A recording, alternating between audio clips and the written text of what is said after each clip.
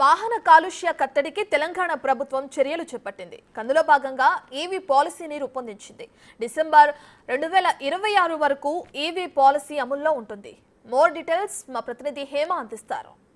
తెలంగాణ సర్కార్ వాహనదారులకు శుభవార్త తెలిపింది. కాసేపటి క్రితమే సచివాలయంలో ఇటు రవాణా శాఖ మంత్రి పొన్నం ప్రభాకర్ కొత్త జీవోని అనౌన్స్ చేశారు. ఈ జీవో ఏంటంటే జీవో 41 ప్రకారం ఇకపైన అంటే రేపటి నుంచి 2026 డిసెంబర్ 31వ తారీఖు వరకు ప్రతి ఒక్క ఈవీ వాహనానికి సంబంధించి ఏదైతే రిజిస్ట్రేషన్ ఫీజు ఉంటుందో అదంతా కూడా ఇకపైన ఉండదు. మరొక వైపు ట్యాక్స్ కూడా ఉండదు అంటూ కూడా వాహనదారులందరికీ కూడా గుడ్ న్యూస్ చెప్పారు. రీసెంట్ డేస్లో మనం చూసుకుంటే 10 వాహనాలు పెట్రోల్ వెహికల్స్ ఉంటే అందులో కనీసం 2 వాహనాలు అయినా సరే ఎలక్ట్రికల్ వెహికల్స్ ఉంటున్నాయి. ప్రజెంట్ మనం ఒక ఎలక్ట్రికల్ స్టేషన్ దగ్గర ఉన్నాం. అంటే ఎక్కడైతే ఛార్జ్ స్టేషన్ ఉంటుందో అక్కడ ఉన్నాం. ఇక్కడ చూడొచ్చు పెద్ద ఎత్తున ఏ విధంగా మనకి ఇక్కడ వాహనాలు కనిపిస్తున్నాయో. ఈ రీసెంట్ డేస్లో ప్రతి ఒక్కరు కూడా అవగాహన కలిగి ఎక్కువగా ఈ పెట్రోల్ డీజిల్ వెహికల్ కంటేనే ఎలక్ట్రికల్ వెహికల్స్ పైన ఎక్కువగా మగ్గు చూపుతున్నారు. ఇక దీనికి సంబంధించి ఢిల్లీలో ఉన్నటువంటి పొల్యూషన్ లాంటి పరిస్థితులు మన హైదరాబాద్లో రావద్దు అంటూ ఇటు ప్రభుత్వం దృష్టిలో పెట్టుకొని కాసేపటి క్రితం జీవో నంబర్ 41ని విడుదల చేసింది. 2026 డిసెంబర్ 31వ తారీఖు వరకు కూడా అంటే 2 సంవత్సరాల పాటు ఈ జీవో ఉంటుంది.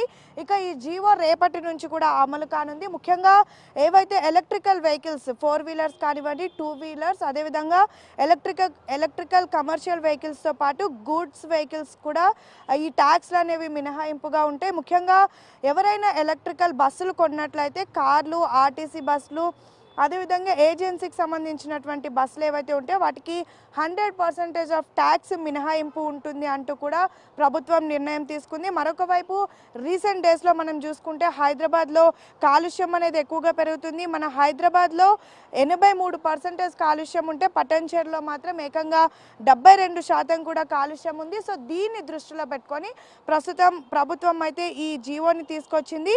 ఈవీ వెహికల్స్ కొనడానికి ప్రతి ఒక్కరూ మక్కువ చూపిస్తున్నప్పటికీ ఈవీ స్టేషన్స్ అంటే మనకి ప్రతి ఒక్క పెట్రోల్ బంక్ దగ్గర డీజిల్ కానివ్వండి, పెట్రోల్ కానీ దొరుకుతుంది. కానీ ఎలక్ట్రికల్ వెహికల్స్కి మాత్రం ఖచ్చితంగా ఈవీ స్టేషన్స్ అనేవి చాలా ముఖ్యంగా ఉంటాయి.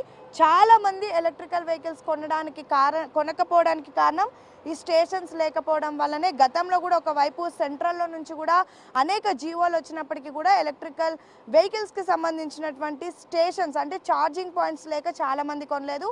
కానీ ఇప్పుడు ప్రభుత్వం తీసుకొచ్చిన జీవో ప్రకారం ఎలక్ట్రికల్ ఛార్జింగ్ స్టేషన్స్ కూడా ఎక్కడికక్కడే పెడతాము. మోరోవర్ ఫర్ ఎగ్జాంపుల్ ఈ కార్ ఉంది, ఈ కార్కి సంబంధించినటువంటి కంపెనీ ఏదైతే ఉంటుందో ఈ కంపెనీయే అసలు ఎన్ని కార్లు అమ్ముడుపోయాయి, ఏ ఏరియాలో అమ్ముడుపోయాయి, ఆ ఏరియాలో ఎన్ని స్టేషన్స్ అవసరం ఉంటాయి అని కంపెనీ వాళ్ళు డెసిజన్ తీసుకొని వీలైనంత వరకు వాళ్ళే ఛార్జింగ్ స్టేషన్స్ కూడా పెట్టాలని చెప్పారు. ఒక్కసారి ఇక్కడ మనం చూడొచ్చు దాదాపు మనకి ఇక్కడ 3 and 4, 5 స్టేషన్స్ ఉన్నాయి మొత్తం ఛార్జింగ్ స్టేషన్స్. కానీ కార్లు ఎన్ని ఉన్నాయో ఒక్కసారి మనం చూడొచ్చు. ఇప్పటిదాకా తెలంగాణ రాష్ట్ర వ్యాప్తంగా ఉన్నటువంటి ఆర్టీసీ బస్సులన్నింటినీ కూడా ఎలక్ట్రికల్ బస్సులుగా మారుస్తామంటూ కూడా ప్రభుత్వం నిర్ణయంగా తీసుకున్నట్టుగా తెలుస్తుంది.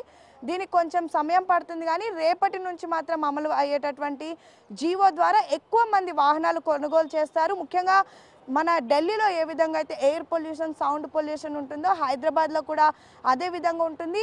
కేవలం పొల్యూషన్ని దృష్టిలో పెట్టుకొని ఫ్యూచర్కి జనరేషన్ని దృష్టిలో పెట్టుకొని అయితే ఈ నిర్ణయం తీసుకున్నామని అధికారులు చెప్తున్నారు.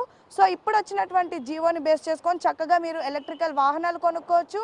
మోరోవర్ స్టేషన్స్ కూడా ఎక్కడికక్కడ ప్రస్తుతం అవైలబుల్గా ఉన్నాయి.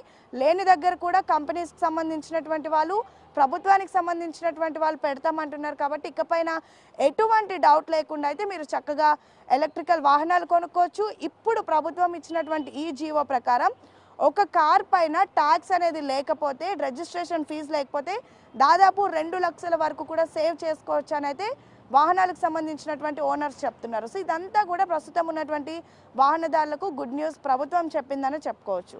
వీడియో జర్నలిస్ట్ వేణుతో హేమ, బిగ్ టీవీ, హైదరాబాద్.